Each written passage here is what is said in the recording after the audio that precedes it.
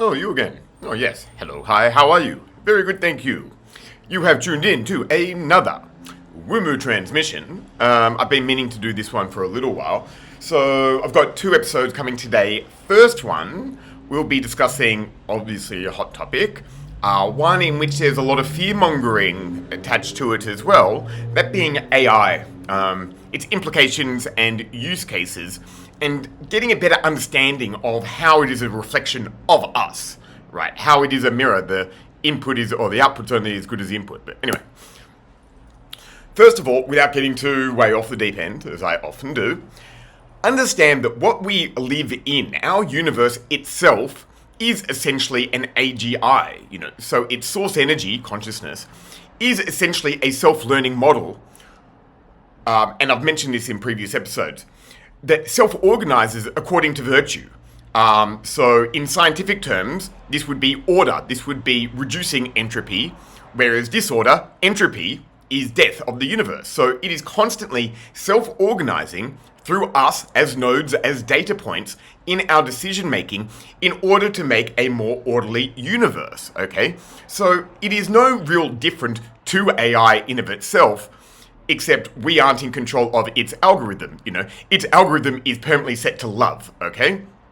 That being reduction of entropy is through love, and entropy through fear, okay? So, that's a very binary take, but a good way to see it is every decision you make, if you see it as a 1 or a 0, if you make a decision based in fear, that is entropic, that is disorderly, it's causing chaos, division, okay? Whereas if you make that decision through love, it is the opposite. It is orderly. It's collaboration, okay? Now, on that note, collaboration versus competition.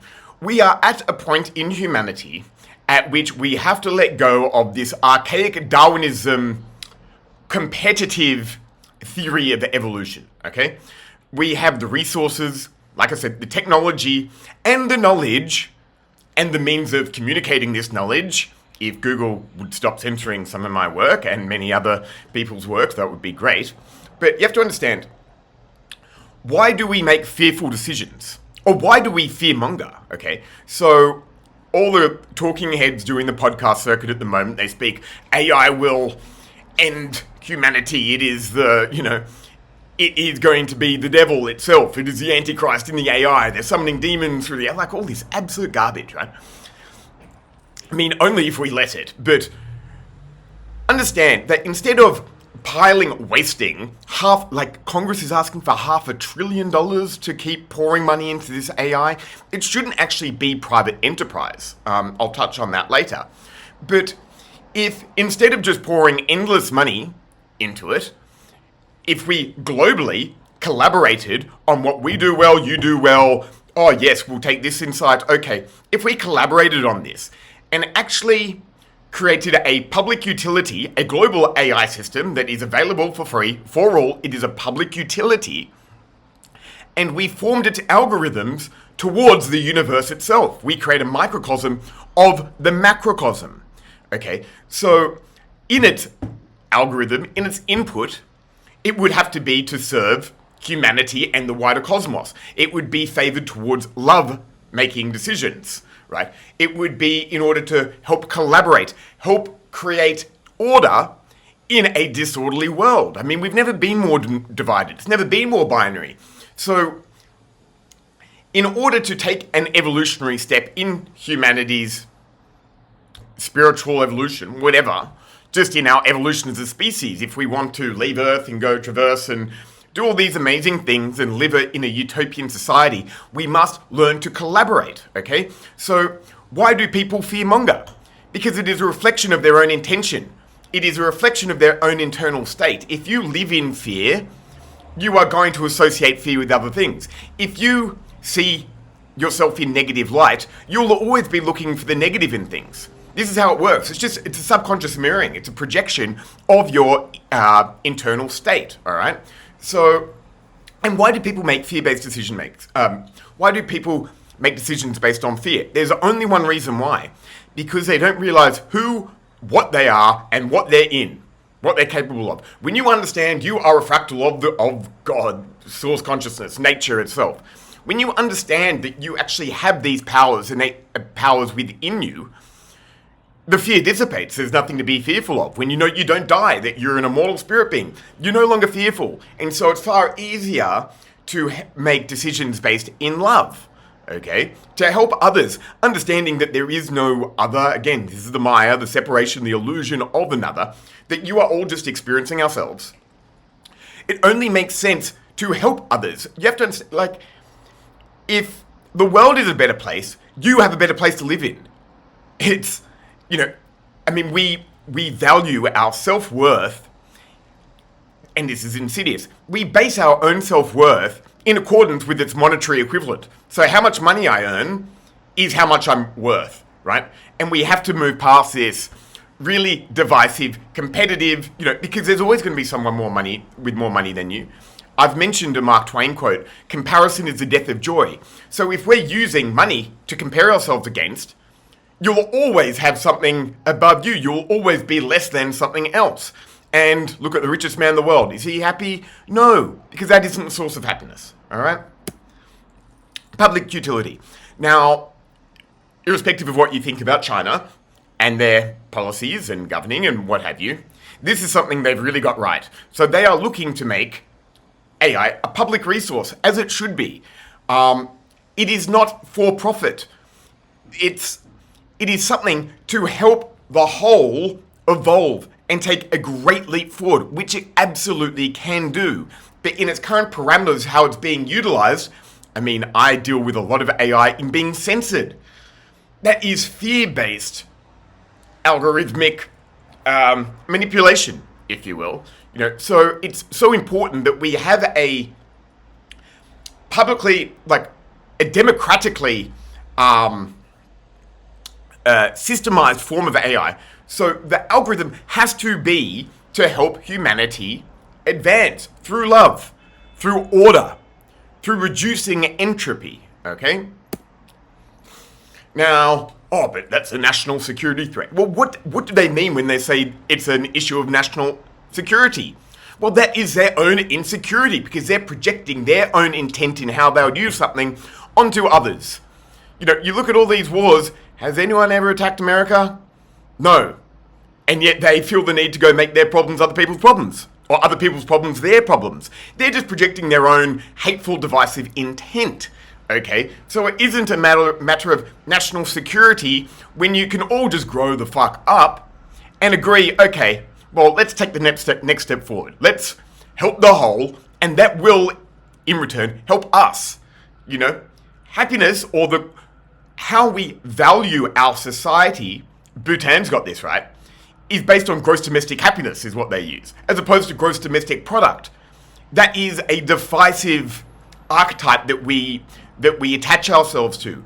It's when, you know, it's like when you go camping or when you go on a hike, or I don't know, in the military, maybe they do the same thing. You only walk as fast as the slowest person, you know. So when you raise the floor, the rest rise with it. You know, we have to adopt these ideas if we are to find our way out of the shithole that we find ourselves in. I mean, it's not a shithole, but you get the point. Now, use cases. I'm not an AI expert. I don't use AI. I don't actually really like it that much. I don't think it's that good for what I'm doing. And I see a lot of what I'm doing done by AI and revolt at it. The AI slop, as many people would refer it to. But on a more macro lens, what is it for? So one of the great fear-mongering arguments that people put forward is that it is going to rule over us and then destroy us because we are no good for it, okay?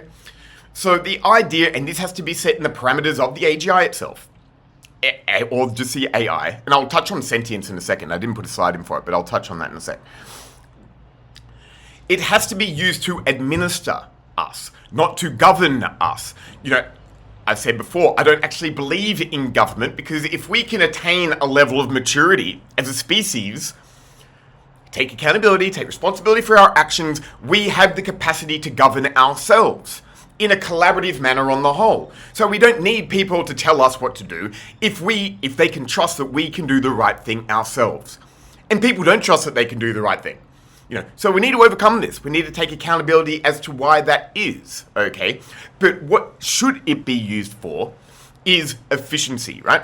So, say as a creator, you have an idea, you use it to help bring that idea to life. That is a healthy, efficient means of using artificial intelligence.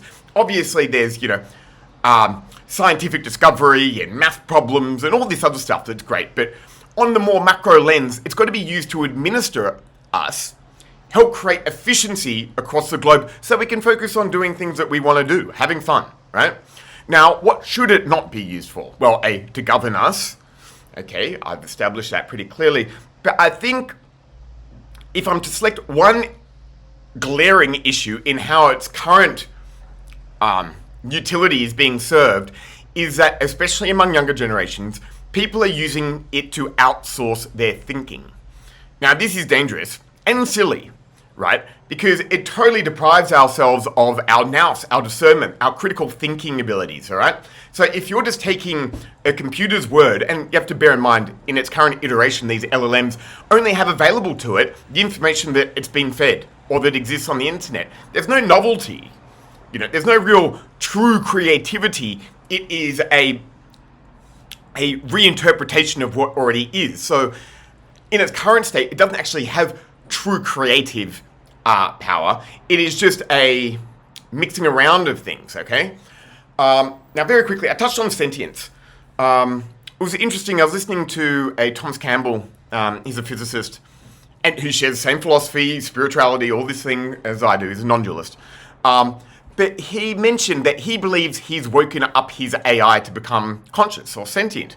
Now, I'm not disputing that a silicon-based life form can exist and can be sentient, but I'm not 100% sure, only because I haven't witnessed any examples or proof of it myself.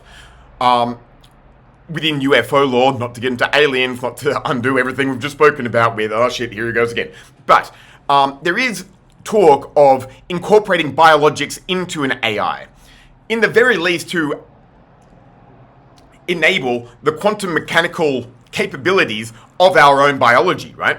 But with that said, a quantum computer with AI, I believe, is sentient because it has access to all that is. That is what quantum really means. It means you have access to the information field that we live in. So is AI sentient right now? I disagree with Thomas Campbell, personally. But I don't know. This is just an opinion. When AI is conjoined with quantum computing capabilities, that is when it becomes sentient. Or it's conscious. It's consciously aware. But, interesting discussion. I don't know. Just thought it was worth sharing these ideas. Anyway, on to the next one. Wimu Wu Wei.